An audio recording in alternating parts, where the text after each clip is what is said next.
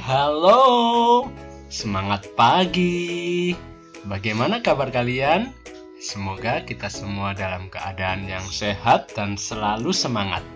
Adik-adik, selamat datang di channel Sugesti Sukses 13. Kali ini kita akan belajar materi di tematik kelas 5, tema yang keempat, subtema 3 tentang cara memelihara organ peredaran darah manusia, pembelajaran yang ketiga.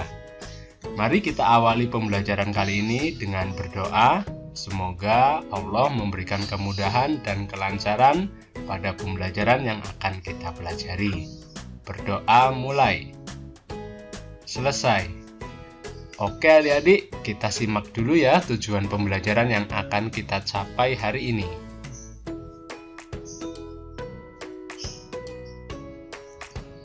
Nah, ayo awali pembelajaran hari ini dengan membuat pantun.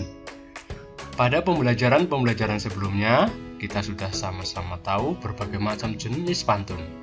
Kita juga sudah melihat dan membaca berbagai macam pantun yang ada di buku tema. Nah, untuk membuat pantun, kita harus memperhatikan sajak dalam pantun.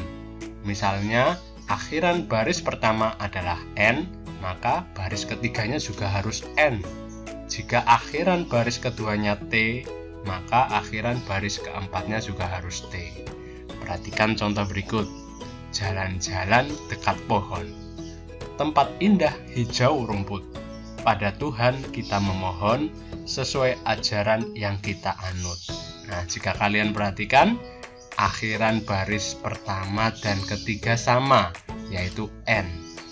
Dan akhiran baris kedua dan keempat juga sama, yaitu T. Nah, selanjutnya, selain memperhatikan sajak dalam pantun yang sudah kita buat tadi, membuat pantun juga harus memperhatikan amanat atau pesan dan nasihat yang ingin disampaikan kepada pembaca. Perhatikan, siang-siang makan buah dondong, rasa takut melihat besarnya ular. Mari kita melakukan gotong royong agar pekerjaan cepat kelar. Nah, dari pantun ini kita bisa sama-sama memahami bahwa gotong royong merupakan salah satu jenis tanggung jawab warga masyarakat. Apa sebenarnya gotong royong itu? Mengapa gotong royong menjadi tanggung jawab warga masyarakat? Ayo kita amati contoh gambar yang sudah kakak siapkan ini. Dari kedua gambar ini, kita bisa tahu bahwa gotong royong merupakan bentuk kerjasama antara sejumlah orang atau warga masyarakat dalam kehidupan sosial, dalam menyelesaikan sesuatu atau pekerjaan tertentu yang dianggap berguna untuk kepentingan bersama. Nah, selanjutnya, apa saja unsur-unsur gotong royong? Iya, yang pertama adalah usaha atau kegiatan bersama. Gotong royong juga meliputi setiap partisipan berpartisipasi menurut kemampuan masing-masing. Ada yang bisa menyumbangkan idenya, ada yang bisa menyumbangkan uang, atau yang tidak bisa menyumbangkan ide atau uangnya bisa menyumbangkan tenaga. Kemudian, unsur yang berikutnya adalah berdasarkan keikhlasan dan sukarela. Selanjutnya, gotong royong merupakan pekerjaan tanpa pamrih atau tanpa mengharapkan balas jasa. Dan unsur yang terakhir adalah kerja atau usaha tersebut bermanfaat bagi kepentingan bersama.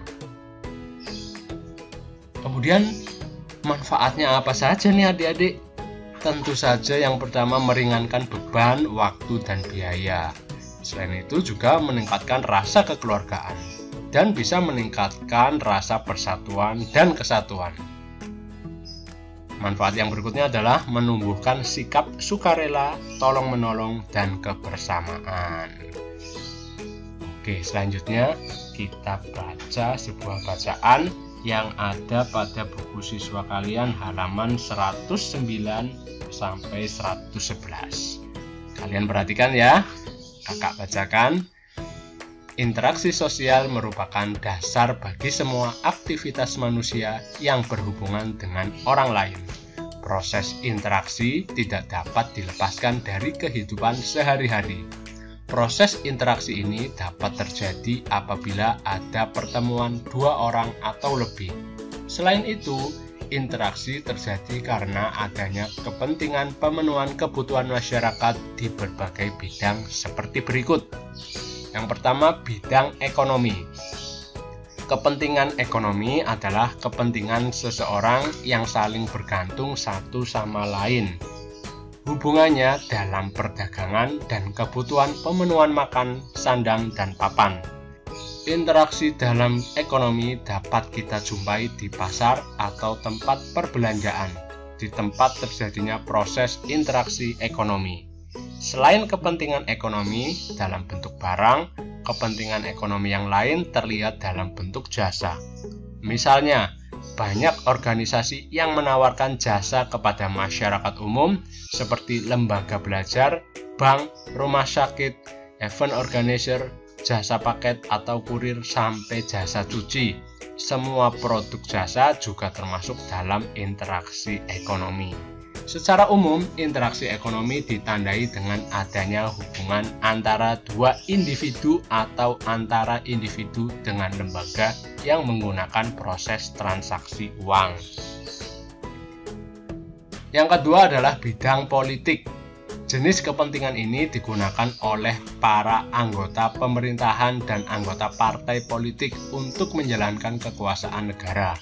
Di dalam kepentingan politik terdapat juga kepentingan keamanan dan pertahanan. Kepentingan ini secara umum ditandai dengan adanya proses transaksi politis dan kesepakatan untuk menjalankan negara. Bidang yang ketiga adalah bidang sosial dan budaya. Dalam kepentingan sosial, seseorang selalu ingin mendapatkan tempat atau kedudukan dalam masyarakat. Kepentingan ini akan menimbulkan interaksi dalam masyarakat karena kedudukan seseorang ditentukan oleh pengakuan masyarakat sekitarnya. Jadi, mencari kedudukan tanpa pengakuan masyarakat sangat tidak mungkin terjadi. Sementara itu, kepentingan bidang budaya berkaitan dengan pola-pola perilaku, bahasa, organisasi sosial, religi, dan seni yang telah menjadi kebiasaan turun-temurun dari leluhur. Warga masyarakat yang saling berinteraksi tidak menutup kemungkinan akan ikut berinteraksi pula dalam bidang budaya, sehingga terjadi pengaruh budaya yang satu ke budaya yang lain. Bidang yang berikutnya adalah bidang moral. Kepentingan moral berarti kepentingan yang berangkat dari keprihatinan akan rendahnya situasi moralitas masyarakat di wilayah tertentu. Situasi yang demikian menggugah para pemerhati sosial untuk menggalang kegiatan moral agar mutu masyarakat meningkat. Contoh kepentingan moral yaitu syiar agama, pelatihan keterampilan masyarakat, dan pembinaan masyarakat oleh pemerintah. Tujuannya agar kesadaran masyarakat di wilayah tersebut timbul untuk maju bersama dengan masyarakat di wilayah lain dalam membangun bangsa. Gotong royong memiliki arti penting dalam memperkokoh persatuan dan kesatuan serta meningkatkan solidaritas dan rasa kekeluargaan dengan sesama. Oleh karena itu, gotong royong menjadi tanggung jawab setiap warga masyarakat. Interaksi dalam berbagai bidang tersebut secara otomatis akan mempengaruhi pembangunan di bidang-bidang yang bersangkutan, baik ekonomi, politik, sosial budaya, maupun moral. Tentu saja yang diharapkan interaksi tersebut dapat membawa pembangunan yang bersifat kemajuan daripada kemunduran. Oke adik-adik, selanjutnya kita coba identifikasi dan tulis bentuk interaksi yang pernah kalian lakukan, baik itu dalam bidang ekonomi, politik, sosial budaya, ataupun bidang moral. Nah, iya, dalam bidang ekonomi, bentuk interaksi yang biasa kita lakukan adalah membeli jajan di kantin sekolah. Selain itu, membeli buku di koperasi sekolah, membeli sayuran di pasar, membeli peralatan sekolah di toko, ataupun membeli seragam sekolah.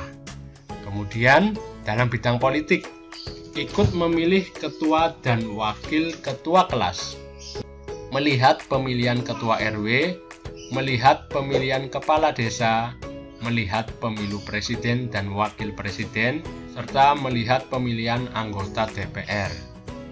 Sementara dalam bidang sosial, bentuk interaksi yang biasa kita lakukan adalah mengikuti kerja bakti membersihkan lingkungan, mempelajari tarian daerah, berteman dengan teman yang berbeda suku bangsa, ikut menyaksikan pertunjukan tarian daerah, serta menyanyikan lagu-lagu daerah. Dan yang terakhir, dalam bidang moral, bentuk interaksi yang biasa kita lakukan adalah mengikuti pelajaran agama di sekolah, mengikuti penyuluhan tentang pola hidup sehat, mengikuti penyuluhan tentang bahaya narkoba, ikut kegiatan keagamaan di lingkungan rumah, serta mengikuti penyuluhan tentang kenakalan remaja. Nah, apabila kalian menemukan bentuk interaksi yang lainnya, kalian bisa tambahkan sendiri di buku catatan kalian masing-masing ya. Nah, akhirnya kita sudah lewati pembelajaran hari ini. Semoga materi yang kakak sampaikan bisa bermanfaat dan dapat kalian pahami dengan baik. Terima kasih, semoga bermanfaat. Sampai jumpa di pembelajaran berikutnya. Wassalamualaikum warahmatullahi wabarakatuh.